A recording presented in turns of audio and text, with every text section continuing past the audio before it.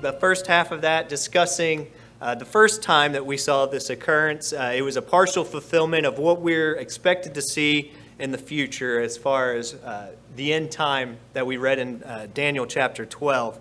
And today we're going to touch on the second time that we see this happen. But before that, if you happen to miss it, if you haven't had a chance to go back and watch it, I did want to do a quick recap. We'll run through, check and see.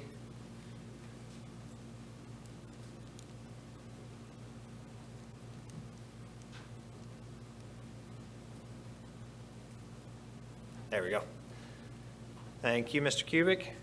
All right, so we started out in Daniel 12, where it talks about the actual end-time prophecy that we are looking for, what we're waiting on in our time now. It talked about a couple of different things that are going to be happening. It tells us that there's going to be an abomination of desolation. There's going to be sacrifices that are stopped, and it's going to last 1,290 days. And so we read that through Daniel chapter 12. We talked about a little bit of Daniel and the history of what he lived through, his lineage of where he came from, but that wasn't really the main idea. Then we get into Daniel 2. We talked about this framework that we're given in Nebuchadnezzar's dream. We're told that this dream, this statue, is actually the four empires that we go through in Daniel, and this is what is prophesied about. We have Babylon as the first empire, the Medes and the Persians who come in and defeat them, the Greeks who come in after that, and then the Roman Empire after that. And that's this basis, this outline that God has given us throughout history of the importance of these empires and how it works with Jesus Christ at his return. A little bit what we went through in Daniel chapter 8, we talked about this another dream that Daniel ended up having, this vision that he saw about the ram with two horns, which represented the Medes and Persians because it had the offset horns. One was larger than the other, and we know that eventually Persia was stronger and therefore dominated the Medes at that point. That ram, it was in the vision, there was a goat that came on the scene with one giant horn. It ended up trampling this ram who trampled everything else in its path. And this one giant horn represents Alexander the Great of the Greek Empire. And that is this basis of, we have this one horn who, he was the king at that time, who unified all of Greece. And all of a sudden in this vision, this horn breaks. At the pinnacle of its power, this horn just breaks up into four different smaller horns. And then on one of the four horns is a even smaller one than that, just a little tiny horn on one of the four. What we end up seeing is that this small horn on one of the four represents the abomination of desolation, or the transgression of desolation at this time in history. That is what represents it, because those four horns represented the four generals that were underneath Alexander the Great who took power, which eventually merged into two different ones. If you remember back, we talked about how in the north we had Turkey and Syria, where the Seleucids were, and then down in Egypt were the Ptolemies, and these two just constantly battled.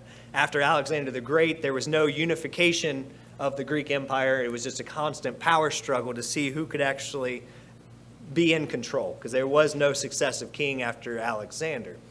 And so that leads us to this point of getting down to this transgression of desolation, who this was. It talked about, let's see, we're going to jump. I started talking a whole lot faster than I was clicking.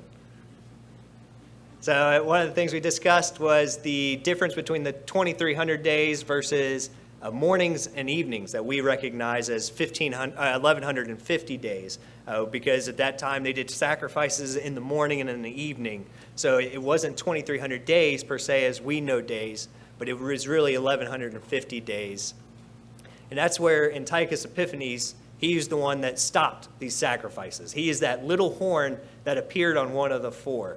Antiochus Epiphanes hated everything about God, hated everything about the people, and he's the one that came in, stopped the sacrifices, and ended up destroying much of Jerusalem at that time. He conquered Jerusalem. He killed a lot of the people. and he just created destruction. So this Antiochus Epiphanes is the first example that we have of a transgression of desolation, or the Abomination of Desolation, as it's called later. And so that's basically what we went through in Daniel chapter 8. That's my quick summarized version, 2, 3, 5 minute, whatever it ended up being, summarized version. So if you want to catch up on some of those details, you have to go back and listen to the message from 2 weeks ago. But that leads us now into, we can discuss a second time that we've seen this happen. So around 164 BC, we have it with Antiochus Epiphanes, and then we have it happen again a second time, which we're going to look at this period of about 3.5 years, which ended up happening in a similar fashion to what we experienced with Antiochus Epiphanes, but there were some differences. But what happened was in 166, the Jewish people decided that they had had enough of being trampled on and ruled over, and they rebelled against the Roman Empire. They thought they were going to take back. The problem with that is that they really had no understanding of how domineering, how powerful the Roman Empire was at that time. An example that we have is one of the Jewish leaders at that point in time, Josephus. He was a Jewish officer who fought against the Roman Empire, and he was eventually captured and he was taken to Rome. And during this process, he understands that they're not fighting this small army, this small empire that would be easily overthrown. He sees the dominance that the Roman Empire has, and when he returns, he tries to plead with the Jewish people and says, listen, we don't know what we're up against. We had no idea what we were facing. He tries to come to some negotiation between the Roman Empire and the Jews. He tries to convince them that, this is going to lead to destruction. And what happens, the Jewish rebels who were fighting against the Roman Empire, they didn't trust him because he was basically turning on them. The Roman Empire didn't trust him because he was still a Jew. And so he got caught in the middle, and nobody trusted what he had to say. And this basically ends with the destruction of Jerusalem over this 3.5 year period. Now, it wasn't the total destruction because the city lasted on for some period of time, but there was a lot of Jerusalem that was devastated. There was a lot of destruction that did go on. One of the primary things that was destroyed was the temple. We know the temple was completely desecrated and brought to the ground at this point in time. If we look at some of the numbers as far as historically with battles, we know that this was one of the greatest battles in history as far as the number of people who had died.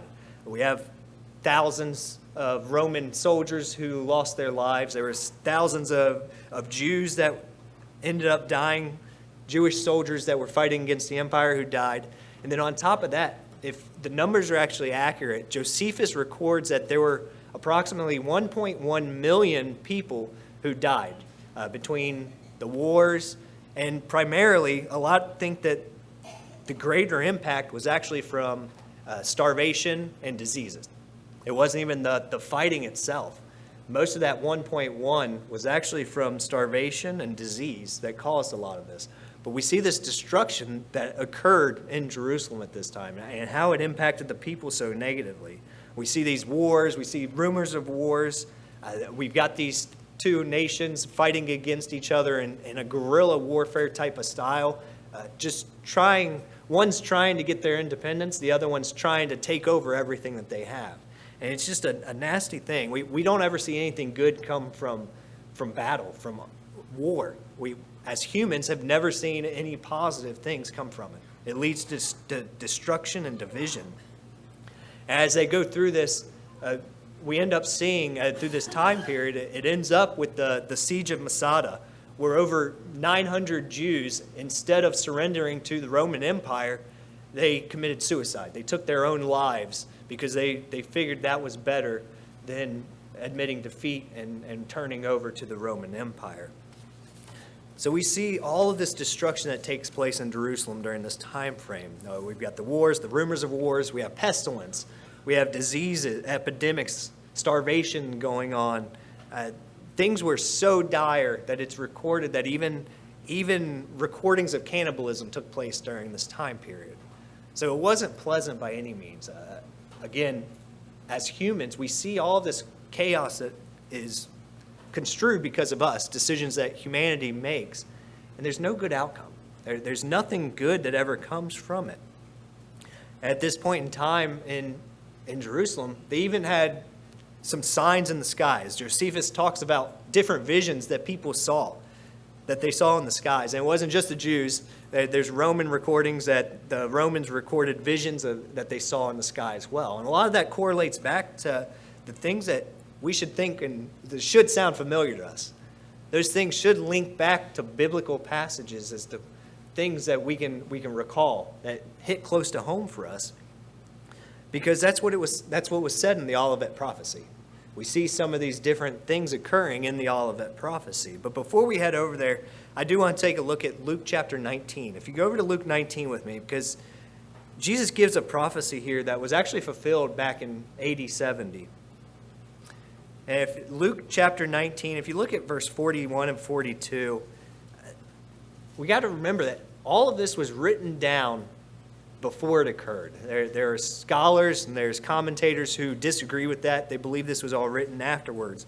But because we have the faith in the Bible and the chronology that it took place, Jesus said this before 70 AD. Before any of this ever took place, this is what Jesus said. And in Luke chapter 19, it's Luke 19, starting in verse 41, it says, "Now as he drew near, he saw the city and wept over it, saying, 'If you had known, even you, especially in this day, the things that make for your peace, but now they are hidden from your eyes.'" So all these prophecies talked about the Messiah coming. He says, "I'm here with you today." He says, "I'm right here," but the problem is you don't get it. The problem is I'm supposed to be here for you. I'm supposed to be here because of you, for you. He says, "But you've rejected me. You've rejected me." In verse 43, it says, For days will come upon you when your enemies will build an embankment around you, surround you and close you in on every side, and level you and your children within you to the ground, and they will not leave in you one stone upon another, because you did not know the time of your visitation." So we see that we have the time of visitation, the Son of God. He says, they're going to come here. They're going to build an embankment around you. You guys are going to be surrounded. What does that exactly mean? Do we see that in history?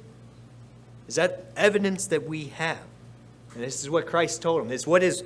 We don't know whether Jesus was telling a large group of people here or whether he's talking just to the disciples. But we have it recorded for us.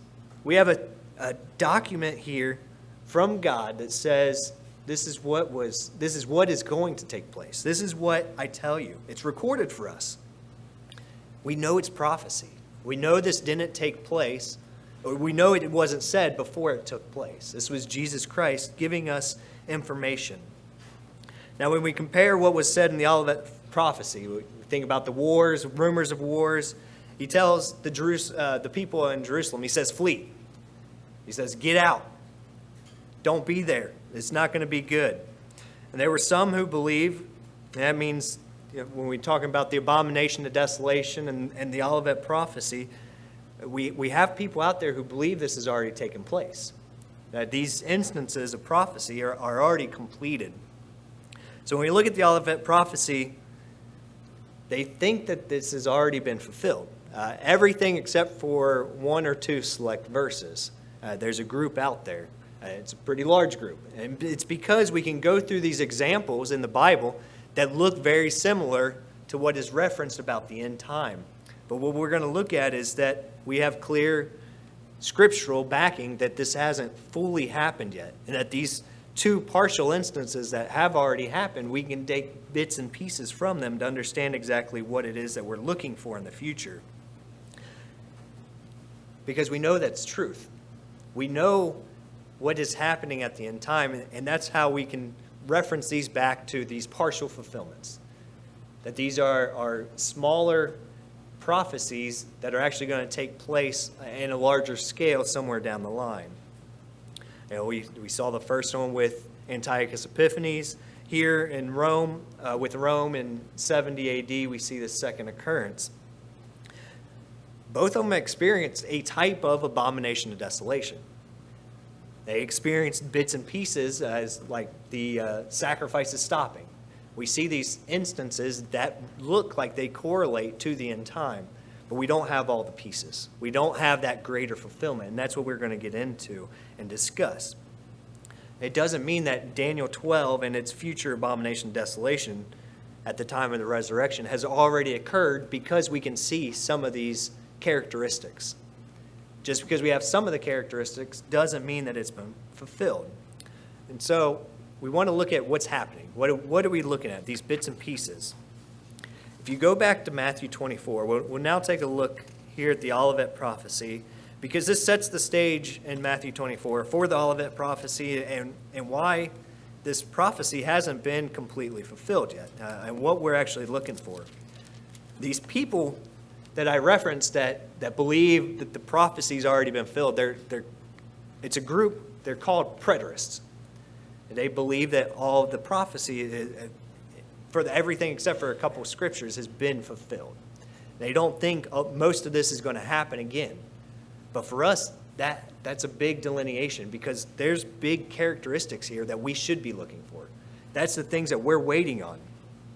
They don't value that there's still prophecy to be fulfilled in a later point in time. And so what we start looking at and start understanding is that these first two partial fulfillments give us information for what's going to continue to happen again, what we're going to see down the line. And so if you take a look at Matthew chapter 24, towards the beginning,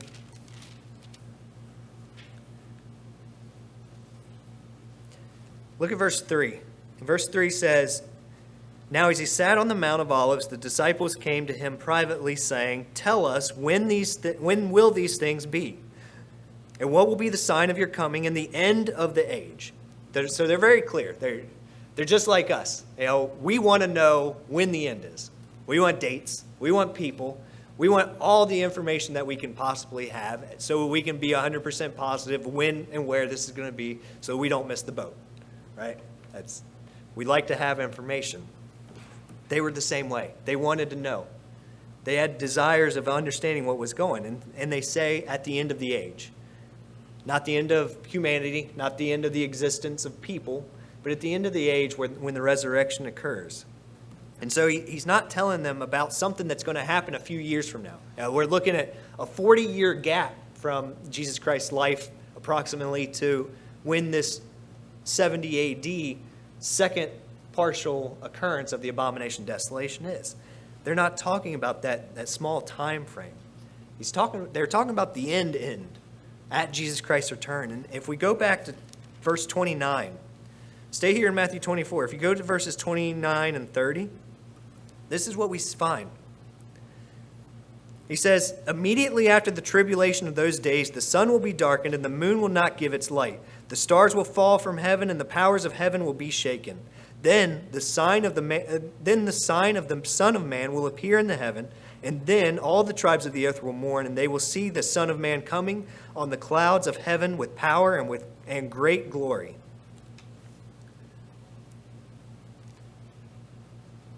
Did we see all of that happen? Historically, do we have the information that says all of this is already done? No. No, we start understanding that there's still things that have to take place. Pieces of this that weren't done. This is a warning. Jesus Christ gives multiple warnings about things to look out for. We can't pull this section out and say, we can't pull this section out and say, it's completed. All of these things took place. We don't have a historical record of that ever taking place. But we do know that Jerusalem was under siege in 66 to 70 AD, that there was this battle.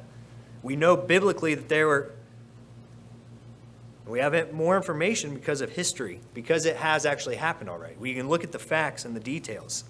One of the neat things about this occurrence, the second abomination of desolation, is that there's record. It's not biblical evidence, but we have historical evidence that there was indicated that during the siege, during this time period, there were a group of Jews that left. They fled.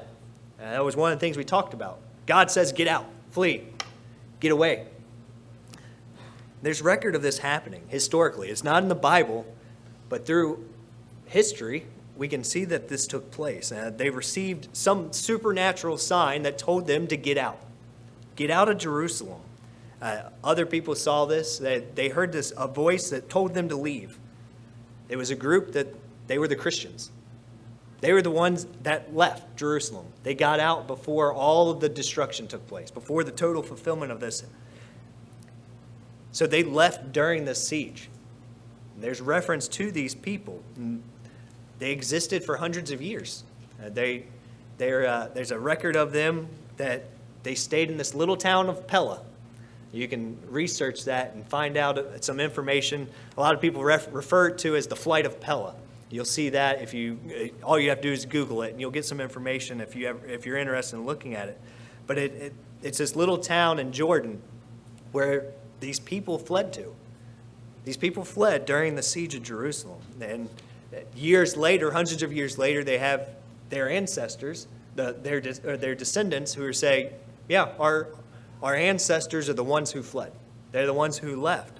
They believe in Jesus Christ. They keep the Sabbath day, and they're still living there. So we see this example. They've been there hundreds of years as part of what this prophecy is. So we see glimpses and pieces. We didn't see that with the Abomination of Desolation, but we see it, or with Antiochus Epiphanes, but we see it here in 66 to 70 AD. So we have this small group. We have this small group that left. It was nice for them. It helped spare their lives, but in the grand scheme of things, it didn't really change anything, did it? We still see historically that Jerusalem was completely demolished, that the temple was destroyed. These people, their lives were spared. They have their lineage that carries on. They were able to keep their faith the way they wanted. But that's not the greater fulfillment that we're looking for. There's still something that we're waiting on, something that's important to us now. There's something that didn't take place historically that we are still looking to the future for. That's what we're waiting on. We're waiting on this greater fulfillment. So if you look at Matthew 24, verse 15, we can look at some of this greater fulfillment that's supposed to come. Not supposed to, it's going to come. We just don't know when.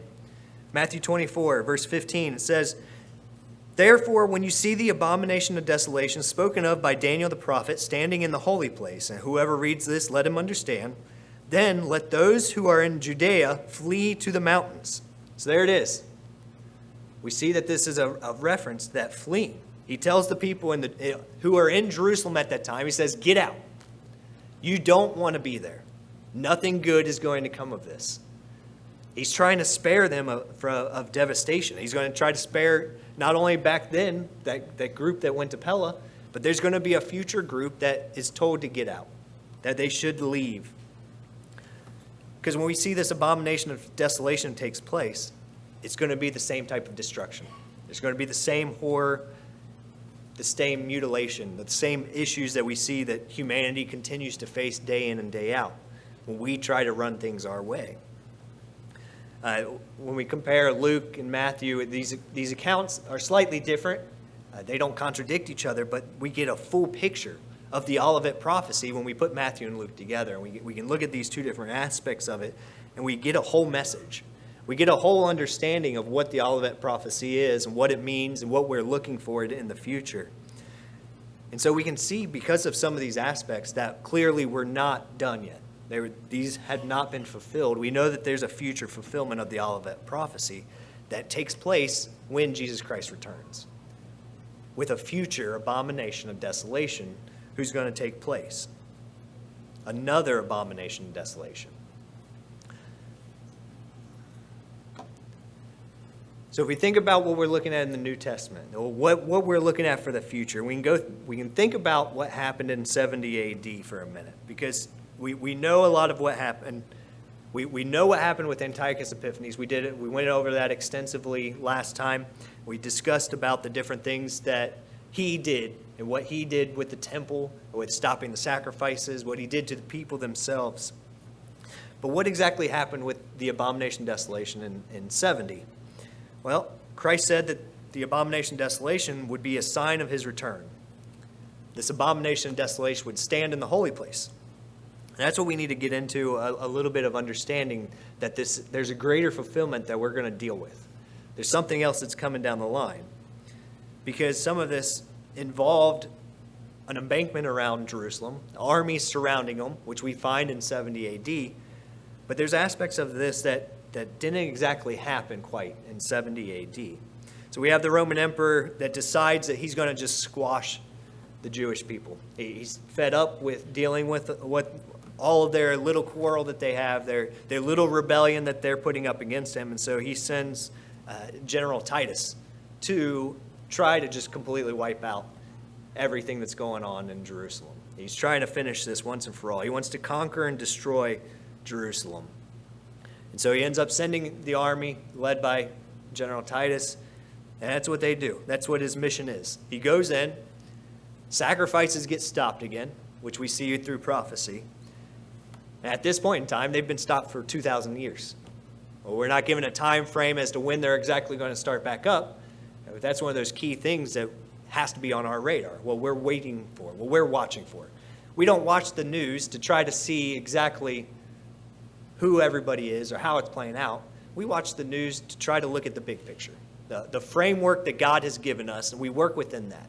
We don't need to add details that aren't there. So here in 70 AD, they stopped the sacrifices again. They surrounded it with the Roman Empire, with the Roman army at that time, and they decided they're going to quit fooling around with dealing with Jerusalem. And they go in to squash it. It ends up, as they're looting the temple, that's part of what they tried to do. Their plan was to take the temple and convert it into a Roman temple. But during this looting process, during all this fighting, the temple set on fire. And the temple is completely destroyed. It's burned to the ground. All basically wreckage occurs, and there's nothing left of what was known as the temple.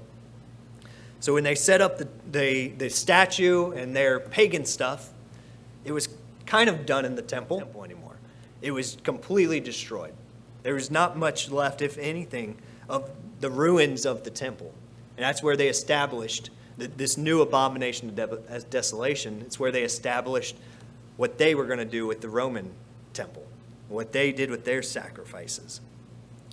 And Antiochus Epiphanes, he was able to actually stop the sacrifices, keep everything intact, set up his altar and his statues and sacrifice pigs. They weren't able to do that this time. The holy place was destroyed.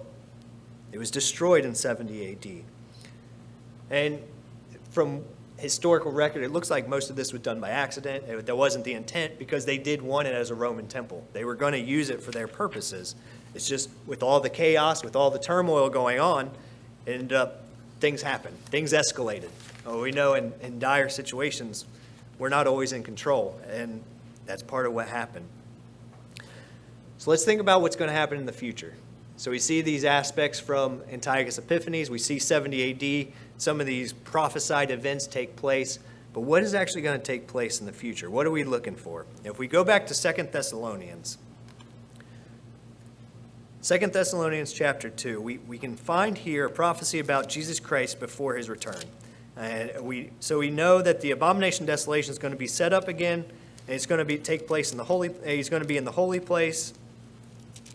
And that leads us to be able to make some conclusions. It gives us some information about what we're looking for. There's going to be literal sacrifices done again at some point in the future. How do we know this? It's because it's the way it was done in the first two occurrences. We see that in 164 and we see it in 70 AD. There were sacrifices being done that were stopped. And so at some point we know that sacrifices are going to start again because they have to be stopped again by the abomination of desolation.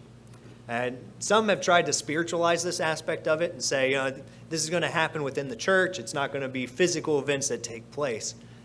But that's not what the examples are that we're given. God has given us examples that there are physical sacrifices that are going to be taking place, that will happen, that's going to have to be stopped. That's what happened the first 2 times. There's going to be this place in Jerusalem that they do the sacrifices, that they consider to be the altar, this temple. That's how it happened the first 2 times. That detail part is what we struggle with. We don't know if this is going to be a massive temple. We don't know if it's going to be a small temple. There are some spectacular temple plans out there. Is this extravagant temple again? But if we think about it, I mean, for years, the tabernacle was a tent. The sacrifices took place in a tent. So we don't know exactly what we're looking for. We don't know exactly the details of what this will look like. But we know that there's going to be sacrifices there. And that's going to be one of the telltale signs that help us to understand, okay, this is the place that's considered the temple. This is the altar that is made for the sacrifices. These are some of the details that we're looking for. If it's much smaller than we anticipate, we have to get past that, because we have to look at the pieces that we're given. It could be a large building, it could be a small building, it may be a tent. But we know that they're going to be performing sacrifices on the altar, and that's how it has to be done. That's how it was done in the past. So in Jerusalem today, we sometimes think that maybe this is far away, but right now there's a group that has been working for years on preparing to do sacrifices again. They've been working in Jerusalem, getting everything ready. They have a group of Levites. They know they're Levites because they've traced their heritage all the way back to Aaron. By DNA, they have linked themselves back to Aaron. They are the Levitical priesthood. They plan, and they've been training to take the Levitical steps as to the duties of the priesthood, and they're going to start doing those again sometime in the future. That's not the only thing that they've done. And this isn't some secret organization. This has been instituted by the Israeli government. They know this is going on. It's accepted that it's going on, and they're preparing for a time when they're able to have control of the temple, whatever the temple may be at that point in time. So it's no secret. This is publicly known. One of the groups is called the Temple Institute. They have plans. They have a blueprint plans of what the temple is that they want it to look like. They've been working on setting everything up. The past 2 years, they've actually practiced doing the Passover sacrifices. They've been planning strategically to do all of this. They have over 60 different, they've actually created 60 different of 60 items of the sacred temple. They've already built them. They're preparing for it. The high priest breastplate with the 12 stones from each of the tribes. They have that ready.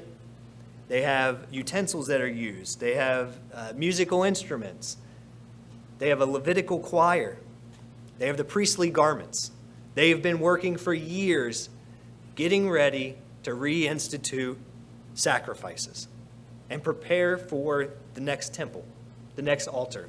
As of just a couple months ago, they have 2 red heifers that they believe are pure, that will be ready to actually purify the altar when it's ready. They still have to check it to make sure that there aren't any white hairs on them, so they're going to continue to check it. But they have 2 candidates for the red heifer to actually purify the altar. They've been diligently preparing for this time. All of this stuff that we're looking for and waiting for, they are actively pursuing. This prophesied events for us of what we are waiting on for the return of Christ, it's in the works. It's in play.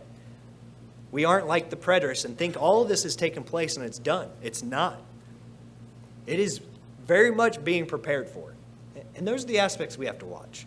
That's why we watch the news. That's why we get ready. We don't watch it for all the destruction and terror and disaster and what government's angry at what government. It doesn't matter to us. We know all the governments are going to fail. It's inevitable. There won't be a government that's successful until Jesus Christ returns. That is the only government that's going to succeed. So it doesn't matter to us whether there's a Democrat or Republican in office. We know God has allowed it. He's either specifically placed them there or he's allowed it for his purpose. It doesn't matter to us. It doesn't change. This is our timeline. This is our framework of what we're waiting on and what we're looking to in the future. So if you look at 2 Thessalonians, right at the very beginning of chapter 2, he says, "Now, brethren, concerning the coming of our Lord Jesus Christ and our gathering together to him, we ask you not to be soon shaken in mind or troubled either by spirit or by word or by letter, as if from us, as though the day of Christ had come." And so there were some people who came through Thessalonica. That's a tongue twister. Thessalonica, the Thessalonians, that's easier to say, went through and was trying to say Jesus Christ had already come. What are you guys waiting on? This isn't going to happen. They're combating this idea that Jesus Christ is going to return in the future. And so what Paul's saying, he's telling them, he goes, remember what you were taught. He goes, this isn't true. That's not the case. He said, remember what we taught you. And this is what we see. Look at verse 3. He says, "Let no one deceive you by any means, that the day will not come, for that day will not come, unless the falling away comes first, and the man of sin is revealed, the son of perdition, who opposes and exalts himself above all that is called God, or that is worshipped, so that he sits as God in the temple of God, showing himself that he is God." So did we see that in 70 AD? Do we see this man who exalts himself as God, this divine figure that says, "I am the Messiah," in the temple? That's not what we find. We haven't seen that yet. We haven't seen this yet. This is something that's going to happen in the future. It's something that's going to take place at a later date. That's what we're waiting on. It might be a gigantic temple. It might be a tent. But we know that this person that is clearly not the Messiah, but views himself as God, is sitting in that temple. Some sort of temple. We have to be aware that this is going to take place. He claims his divinity. We know through other prophecies, they actually are able to do some divine things. There are miracles that are performed. It is a messianic figure. It looks to many people the Messiah and what he would be doing. And he's going to sit in the temple. And this prophecy hasn't happened yet. We haven't seen this occur. It surely didn't happen in 70 AD. It didn't happen that way. If we carry on, look at verse 5. It says, "Do you not remember that when I was still with you, I told you these things? And now you know what is restraining, that he may be revealed in his own time. For the mystery of lawlessness is already at work. Only he who now restrains will do so until he is taken out of the way. And then the lawless one will be revealed, whom the Lord will consume with the breath of his mouth and destroy with the brightness of his coming." Now this is very interesting. If we weren't sure enough that this person actually hasn't sat in the temple yet, this is clear evidence that this has not occurred yet. This last aspect, this person, this divine, who claims a divine being, claims to be God, is killed by Jesus Christ at his return. Consumed by Christ. Some people have claimed who this person is. Each time that person has died. It wasn't by Jesus Christ. So this hasn't been fulfilled. We don't know who that is yet. We're still waiting to find out who that actually was. The important thing is we remember that this person sits in the temple as if he was God. And it isn't until Jesus Christ's return that he's removed, that he's knocked down a couple pegs, whatever that temple may be. Let's carry on. Verse 9. It says, the coming of the lawless one is according to the working of Satan with all power, signs and lying wonders, and with all unrighteous deception among those who perish, because they did not receive the love of the truth, that they might be saved. And for this reason God will send them strong delusion, that they should believe the lie, that they all may be condemned who did not believe the truth, but had pleasure in unrighteousness.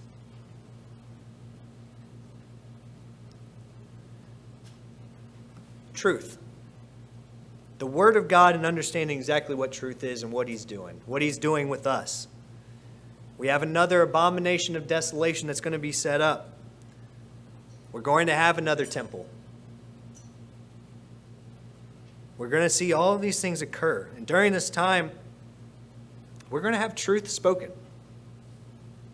We're told that the truth is going to be spoken. It's going to be out there. But the world isn't going to love the truth. Now, because of the time that we live in, we have a greater understanding of what this means. What it means that the whole world is going to be able to see what's going on. We have technology now that has given us the ability that we can say something here and anybody around the world can see what happens. And one of the big things that's going to occur, we have two groups. We have two pairs that are going to be working simultaneously. There's going to be one pair that claims to be divine.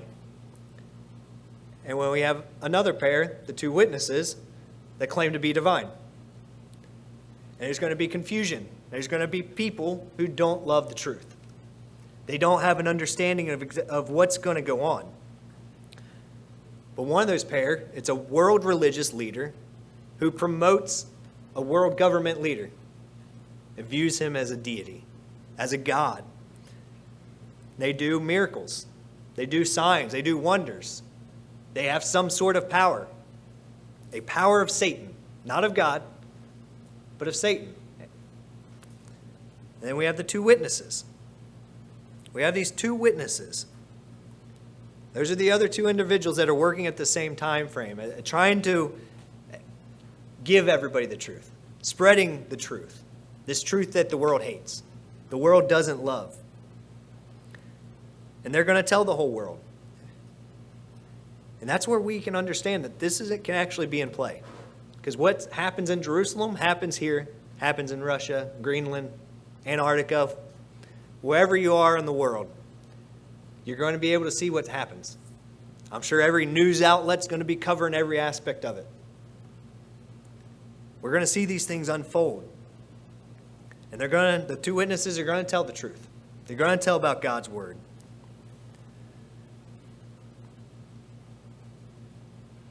The problem is, nobody listens. Most of humanity doesn't listen. They don't want it. They don't respect the two witnesses, the true godly men. They hate the truth. One of the things that tells us that everybody's going to be watching is that when these two witnesses are killed, it says the whole world rejoices. The whole world rejoices that these two godly men are finally stopped. There's a component there that should tell us what humanity is, why we don't get involved with the rest of the world and what they do, what they're doing now. So what we find is we have two men on one side working and two men on the other side working, performing miracles. Looks like some of the things they do is the same, but they have a very different message. They have a very different understanding of God's words. So some may think that this might be difficult to discern who's actually for God and who's against God. But it's really not. When we really think about the details and what's actually happening here, we can really understand that it's pretty simple. It's a pretty simple thing because the two witnesses, they have zero political power. They have zero influence when it comes to the world. They don't sit in the temple. They don't really seem to have any resources. They don't seem like they have the support of the world. And the other two are. The other two are going to be very different. The only thing the two witnesses can really do is they can send out fire from their mouth and consume their enemies. Now, I've always found that funny Because when it talks about the two witnesses, it makes it seem like it's coming from them. It doesn't come down from heaven or from God, but it comes out of their mouth. And I wonder if God specifically did that to try to make this point, so that those who understand what these two groups are. So we have the two witnesses. They're just doing their job. They're doing the job that God gave them.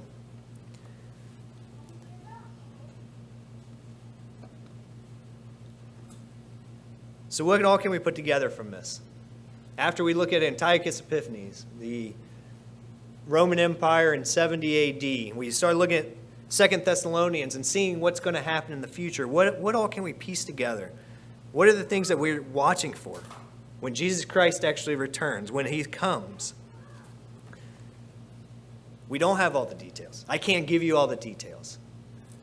But it's important for us to understand this so that we have a definition of the abomination of desolation so that we know what we're looking for. That's why it's important to know prophecy. It's to know what we're looking for when it happens. Not so that we can predict the future. Not so we can watch things unfolding and say, oh, this has to be it. It's so that we know when it happens what it is. That's why we need these definitions and understanding what it is that we're looking at. These are the things that we look for. We're waiting on this.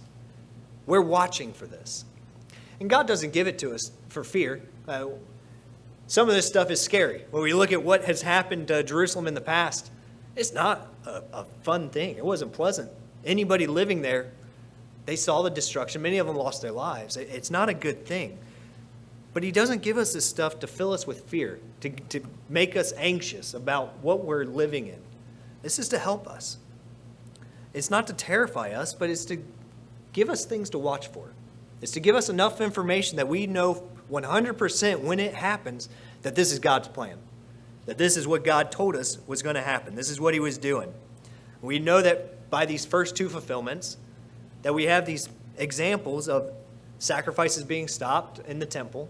It was in the temple that it happened. It's setting up abominations in the temple, these false things. All of these things happen so that we know that they're going to happen again. With 70 A.D., we see this fleeing of a group. We didn't see that with Antiochus Epiphanes, but we saw it the second time. So we start being able to get bits and pieces, and then through prophecy, through Scripture, we know those things are still lining up. They're still being coordinated. But in every single one of the cases, there was a temple. And in that temple, those sacrifices were stopped. There was a man who hated everything about God, God's way, God's people, the way they worshiped God, and they stopped it. They changed it. They overtook it. They set up the false things. They were surrounded by armies. Jerusalem was surrounded by armies.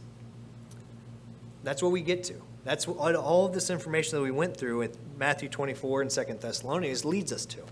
As we're going to see these occurrences again. We've been given this information so we know that this is what it comes to. This is what we should be watching for. Because it will happen again.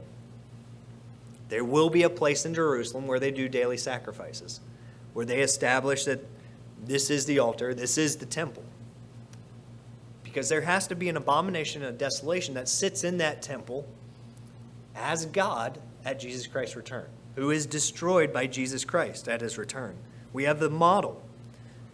We've been given two models as examples of what to look for, little fragments of what's going to be greater in the future.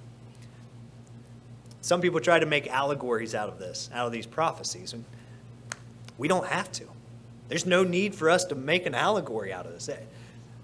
We're some pretty imaginative people at times. We make really cool stories and try to figure out what some of this would mean and make up this story, the scenario, but we don't have to. We don't have to do that. We just have to take historical information. We just have to stick to the truth of what God actually has given us. What has happened previously? And use the prophecies of what it says will happen in the future. And we can align all of that together. So that's how we know what's coming again. That's how we know.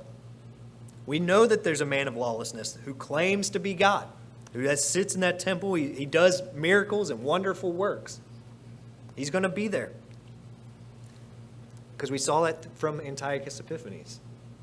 We saw him invade the temple, this powerful political figure who viewed himself as divine. If we look at most of the rulers throughout history, they viewed themselves as divine. The Roman emperors all thought they were deities.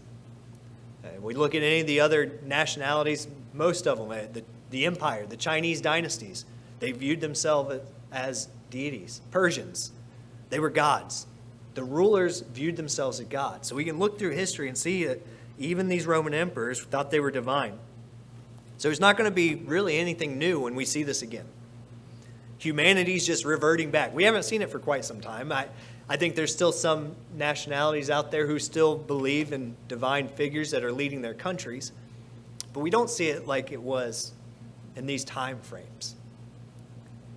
But we are going to see it again in the future. We're going to see it again in the future. We're going to see Jerusalem surrounded by armies. And they're not going to be able to take it totally this time. They don't get full control of when they surround and fight Jerusalem, because something stops it. And how do we know that? Because if we went over to Zechariah 14, we would see all this. We see that when Christ returns, they're fighting for Jerusalem. We see this battle ensuing. Most of the city's taken, but it's not fully taken over. There's a small group of Jews who are still hanging on, fighting for what they think is right. And that's when Jesus Christ returns.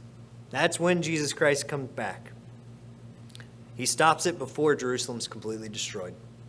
All of these other things will have been set in place, set in motion. We see all of these things leading up to that. That's why it's important for us to have this definition of the Abomination of Desolation, understanding exactly what it is, not only historically, but for the future as well, because it will take place again. If you've noticed, most of these things haven't happened. Most of these things haven't taken place. I talked about the Temple Institute and how prepared they are. They're ready for these things to take place. They're going to move as fast as they can if they ever get control of the temple area. If they have their say-so, they would be doing it immediately. I have no doubt about that. But we know this is going to be set up again. This is going to be established.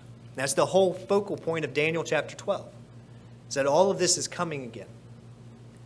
And with that, a much greater ending than what they experienced in 164 BC and AD 70. Because Jesus Christ finally actually returns.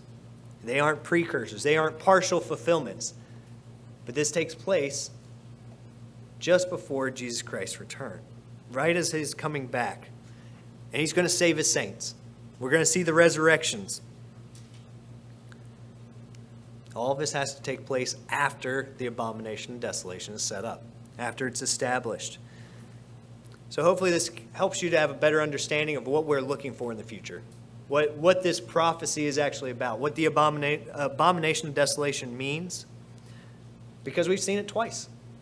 We've seen it twice. We've seen it unfold 2 different times before. We know what to watch for. I've said it. I can't give you dates. I can't give you times, years. I can't give you people, organizations. I don't have those details. Nobody has those details but God. And when we start grabbing and trying to fit pieces in, we get lost. We lose track of what God has actually given to us. God has given us the framework and the timeline of what to look for. Some significant pieces of what has to happen in the future before Jesus Christ's return. And that's what we have to latch onto. That has to be the focus. But more importantly, one of the things we need to remember is that God gives us prophecy to increase our faith. To increase our faith. To remind us that we have to be living now. We have to be living a godly life now that exemplifies Him. That is putting us on a different path from the rest of the world. We have to remember what our focus is. More importantly, we have to prepare for the future return of Jesus Christ.